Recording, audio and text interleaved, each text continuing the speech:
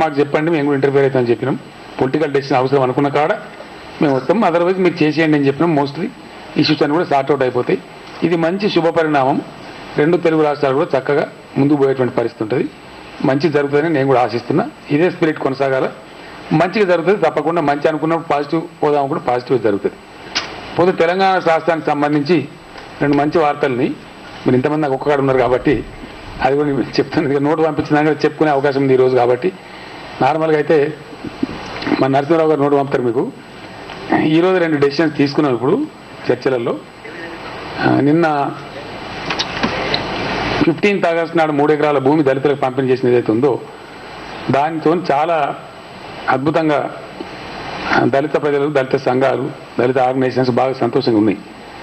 వాళ్ళు నాకు థ్యాంక్స్ చెప్పడానికి వస్తామంటే ఈరోజు నేను లంచ్కి రమ్మని పిలిచిన. నేను వాళ్ళు చాలామంది లంచ్కి రావడం జరిగింది. ఇప్పుడే నేను వాళ్ళని సెండ్ ఆఫ్ చేసి విలేకరుల సమావేశానికి వచ్చాను. సో అందరం కలిసి కాసేపు షేర్ చేసుకున్నాం అభిప్రాయాలు. దాని కూడా మంచి పాజిటివ్ డెవలప్మెంట్స్ ఉన్నాయి. కొన్ని సూచనలు అక్కడ రావడం జరిగింది. దీనికి మా యువ ఎంపీ ఈరోజు బాల్కసుమన్ దీన్ని కోఆర్డినేట్ చేసి సమావేశం వాళ్ళ లంచ్ ప్రోగ్రామ్ అంతా కోఆర్డినేట్ చేసిండు. యంగ్స్టర్ కాబట్టి ఉత్సాహం ఉండే ఆయనకు. వాళ్ళంతా మేము సార్ని కలవాలని చెప్తే నేను ఏర్పాటు చేస్తా టైం అని చెప్పి నాతో మాట్లాడి వాళ్ళతో మాట్లాడి టైము లంచ్ అని ఏర్పాటు చేసి ఈ coordinated the meeting actually. So బాగా ఫలప్రదంగా జరిగింది. ఈరోజు ఒక డెసిషన్ తీసుకున్నాం. మంచి డెసిషన్ అది జరగాలి. ఎందుకంటే నిజంగా దళిత వాడల నుంచి దరిద్రం తరిమేయాలన్నా, దళిత ప్రజలు అన్ని రకాలుగా బాగుపడాలన్నా తప్పకుండా కొన్ని రాడికల్ స్టెప్స్ అవసరం ఉంటాయి.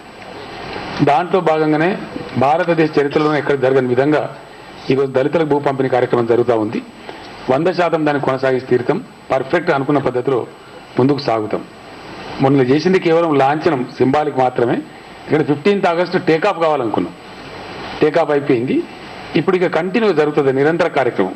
ఒకరోజు జరిగి ఊరుకోవడం అనేది ఉండదు. ఆ ప్రోగ్రాం బాగా జరుగుతుంది. ఒకటి.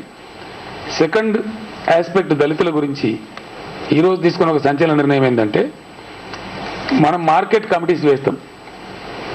దాంట్లో ఇప్పటికి రిజర్వేషన్లు డెఫినెట్గా ఎస్సీ ఎస్టీలకు ఈ వచ్చే అసెంబ్లీ సమావేశాలలోనే 22% రిజర్వ్ చేయాలని చెప్పి, అంటే ఇక నుంచి తెలంగాణ రాష్ట్రంలో 22% మార్కెట్ కమిటీ చైర్మన్లు విధిగా ఎస్సీ ఎస్టీలు వస్తారు. ఇక ఒక ఎస్సీ ఎస్టీని కానీ ఇంతకుముందు పైరవి చేసుకోవడం, బతిమాలుకోవడం, ఆడుకోవడం ఇదంతా ఉండేది.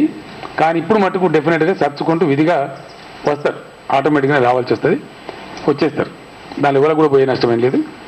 పంచాయతీ రాజులో ఎట్లయితే బీసీలకు వెసులుబాటు ఉందో ఈ మార్కెట్ కమిటీ చైర్మన్లలో బీసీలకు కూడా రిజర్వేషన్ ఇదే యాక్ట్లో తెస్తాం. చాలా పర్ఫెక్ట్గా బీసీలు కూడా వచ్చేస్తారు. ఇంకా అడుక్కునే పరిస్థితి ఉండదు వాళ్ళకు కూడా. సేమ్ పంచాయతీ రాజులో ఉండే పర్సెంట్ ఇక్కడ వస్తుంది. ఎంపీటీసీ జడ్పీసీలు ఉంది కదమ్మా, జిల్లా పరిషత్లో ఎంపీటీసీలు ఉంది కదా, సేమ్ పర్సెంటేజ్ ఎంత ఉంటే అంత. తమ్ముడు నాతో చెప్పేది అట్లా పర్ఫెక్ట్గా చెప్తున్నా కదా, మీకు తెలుసు కదా ఎంత ఉందో. దానికి చర్చ ఎందుకు కదా, ఇది తంబురులు. అది లోకల్ బాడీస్లో ఎంత ఉందో ఇది కూడా లోకల్ బాడీ కదా మార్కెట్ కమిటీ కూడా. దీనిలో వచ్చేస్తుంది ఆటోమేటిక్గా. ఇప్పుడు పంచాయతీరాజ్ సంస్థలలో ఎంతైతే బీసీలకు రిజర్వేషన్ ఉందో సైమల్టేనియస్గా వాళ్ళకు కూడా మార్కెట్ కమిటీలలో రిజర్వేషన్ వస్తుంది. కాబట్టి సామాజిక న్యాయం దిశగా మంచిగా అందరికీ లాభం జరిగే ఆస్కారం ఉంటుంది. అందరూ కూడా మంచిగా సగౌరవంగా అకామిడేట్ అయ్యే ఆస్కారం ఉంటుంది.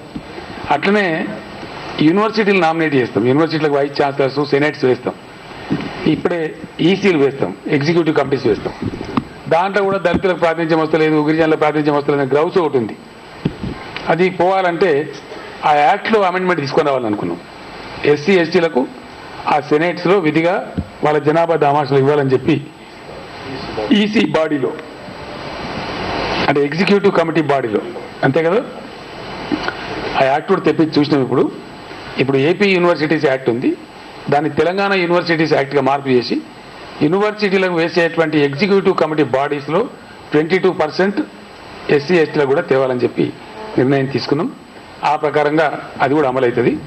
తర్వాత ఇంకొక విషయం ఈరోజు చర్చల సందర్భంగా, గతంలో కూడా చాలా సందర్భంగా దృష్టికి వచ్చింది ఏంటంటే, వేరియస్ కోర్సెస్లో చదువుకునేటువంటి దళిత అమ్మాయిలు, లైక్ ఇంటర్మీడియట్ చదివే అమ్మాయి కావచ్చు, గ్రాడ్యుయేషన్ చదివే అమ్మాయి కావచ్చు, ఎస్ఎస్సి చదువుకుంటున్నటువంటి అమ్మాయి కావచ్చు, అంటే గ్రామాలలో లేని చదువు, వొకేషనల్ కోర్సెస్ కావచ్చు, ప్రొఫెషనల్ కోర్సెస్ కావచ్చు, తాలూకా స్థాయికి వచ్చి చదువుకునే అమ్మాయిలు ఎవరైతే ఉంటారో వాళ్ళకి పాపం ఆడపిల్లలు కాబట్టి ఇప్పటికి కూడా ఈ కొద్దిగా సోషల్ స్టిగ్మా, సామాజిక రుగ్మత అనే కారణాల వల్ల రూములు కిరాయి తీస్తున్నామంటే కొన్ని సందర్భాల్లో దొరకనటువంటి పరిస్థితులు కూడా ఉంటుంది, కొన్ని అవస్థల్ని. సో ఇవన్నీ అటు అయిపోయి ఏమైతే వాళ్ళ డ్రాప్ అవుట్ పెరిగిపోతూ ఉంది. ఒక స్టేజ్కి పోయిన తర్వాత గర్ల్స్ ఎక్కడ పడితే అక్కడ ఉండలేరు, ఒక ప్రొటెక్టెడ్గా ఉండాల్సి వస్తుంది. కాబట్టి ప్రతి నియోజకవర్గంలో ఒకటి ఎస్సీ గర్ల్స్ హాస్టల్ కట్టాలి, దానికి ఎంత డబ్బు అవుతుంది ఏందని ఒక నిర్ణయానికి వచ్చినాం. ఇప్పుడే ఎంతమంది ఒక అసెస్మెంట్ చేయమన్నాం. రాబోయే కొద్ది రోజులలో బహుశా అసెస్మెంట్స్ వచ్చేస్తాయి. వచ్చేసిన వెంటనే ఆ ఎస్సీ గర్ల్స్ హాస్టల్ ఈచ్ కాన్స్టిట్యున్సీకి ఒకటి ఎక్స్క్లూజివ్లీ ఫర్ ఎస్సీ గర్ల్స్ ఈ డ్రాప్ అవుట్ సమస్య అధిగమించడానికి కట్టాలని అనుకున్నాం. ఆ ప్రకారంగా దాన్ని స్టడీ చేయమన్నాం, డెసిషన్ అయితే తీసుకున్నాం ఇన్ ప్రిన్సిపల్. అది స్టడీ చేసి వచ్చిన తర్వాత రాబోయే శాసనసభలో దాని నిర్ణయాన్ని కూడా ప్రకటించడం జరుగుతుంది. Government will go ahead to start with ఎన్ని కట్టాలా, ఏ విధంగా ముందుకోదామనేది అది. ఈ 3 నిర్ణయాలు ఈరోజు మంచి నిర్ణయాలు కూడా జరిగినాయి. 2 రాష్ట్రాల మధ్య పరస్పర అవగాహన, చక్కటి సుహృద్భావ వాతావరణమే కాకుండా ఒక అట్టడుగు వర్గ ప్రజలకు సంబంధించి కూడా ఒక మంచి డెసిషన్ ఈరోజు తీసుకోవడం జరిగింది. చాలా మంచిది. జర్నలిస్ట్ మిత్రులు కూడా చాలా కాలం తర్వాత కలిసిండ్రు. సో ఇంకొక అప్పీల్ కూడా మీ ద్వారా చేద్దామని, ఈ సర్వేకి సంబంధించి పాపం కొంతమంది బాధ కలుగుతుంది. Government wanted to know some facts, దాని తప్పేందండి నాకు అర్థం కాదు. సమాజం ఎట్లా ఉందో కనుక్కుందాము అనేది ప్రయత్నం. దాని బీజేపీ కిషన్ రెడ్డికి అభ్యంతరం ఎందుకు, ఇంకో ఎల్ఏకి ఎందుకు, ఇంకో మల్లేకి ఎందుకు, తెలుగుదేశం పార్టీలోకి ఎందుకు నాకు అర్థం కాదు. వాళ్ళకు ఏం మనకు అంటే ప్రభుత్వం ఏదైనా అనుకున్నదని దాన్ని విమర్శించుడే పని అనుకుంటారా, అది విజ్ఞత అనుకుంటారా? ఏంది I'm not able to understand. నేను ఎక్కడ చెప్పినా, శాసనసభలో చెప్పిన, కుటుంబాల సంఖ్య కంటే 22 లక్షల రేషన్ కార్డులు అధికంగా ఉన్నాయి, కుటుంబాల సంఖ్య కంటే కట్టిన ఇండ్లు ఎక్కువ ఉన్నాయి, ఏది బీపీఎల్ కుటుంబాల కంటే. ఇంత దుర్వినియోగం అవుతుంది, దీన్ని తెలుసుకుందామని చెప్తే దానికి చిలువలు పలువలు చేసి పిచ్చి పిచ్చి చేసి లేని ఆపాదనలు చేసి దావకాన్లు ఉన్న సంగతి ఏంది, మంచం మీద పండుకున్న సంగతి ఏంది, దావకాన్లో పోయి రాసుకుంటారు. ఏమున్నదని నాకు అర్థం కాదు. ఎవడన్నా మిస్ అయితే ఒక 1/4%, 1/2% మళ్ళీ ఎక్కిస్తారు.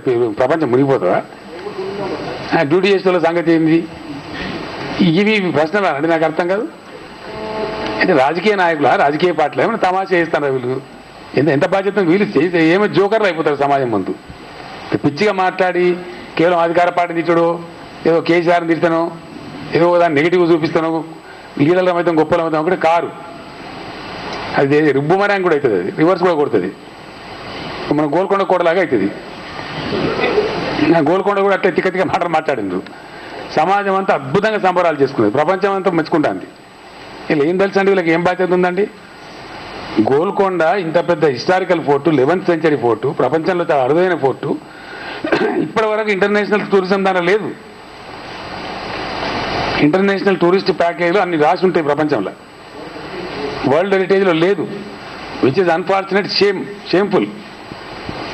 ఇలా ప్రభుత్వం అయిపోయి అక్కడ జెండా ఎగిరేయడం ద్వారా, ఇండిపెండెన్స్ జరపడం ద్వారా ఆటోమేటిక్గా వరల్డ్ హెరిటేజ్లోకి గోల్కొండ పోతా ఉంది. ఇప్పుడు పోతుంది. అంతర్జాతీయ టూరిస్ట్ అంతా ఆటోమేటిక్ వస్తారు ఇక్కడికి. ఇండియాకు వచ్చే టూరిస్ట్ లిస్టులో ఇప్పటిదాకా గోల్కొండ పేరు ఉండలేదు.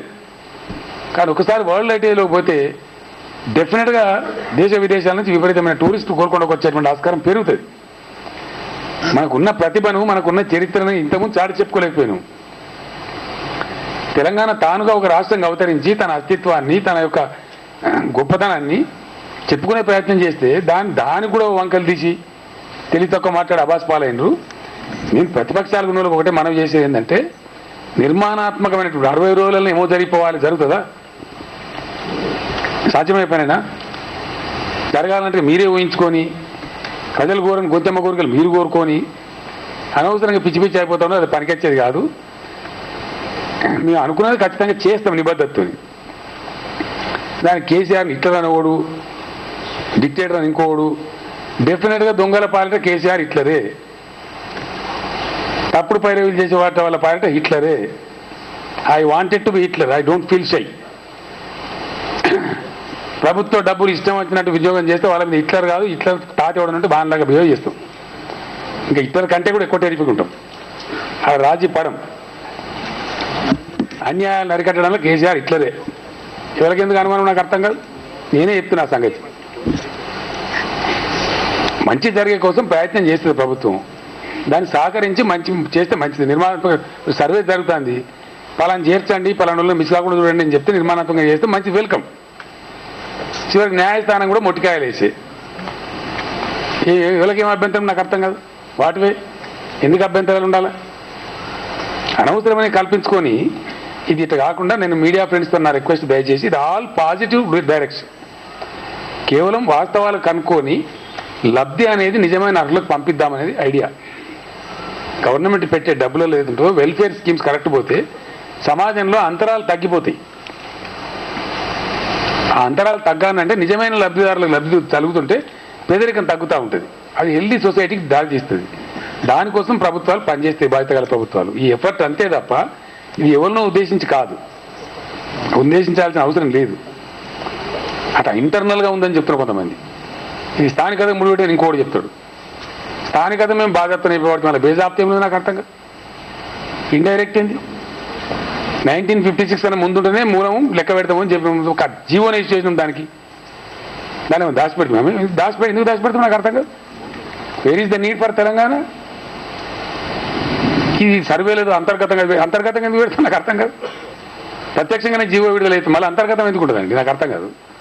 అంటే లేని కల్పించి లేని కథలు పుట్టించి కోరుకుంటు మీద ఈగలిపికే ప్రయత్నం చేస్తారు. మంచిది కాదు, మీకే బుమరాంగ్ అవుతుంది, మాకు పోయేది ఏం లేదు. ఆయన గంత ఆదుర్దా ఎందుకంటే నాకు అర్థం. మేము నిజంగా తప్పులు చేస్తే 5 ఏళ్ళ నాటి కదా.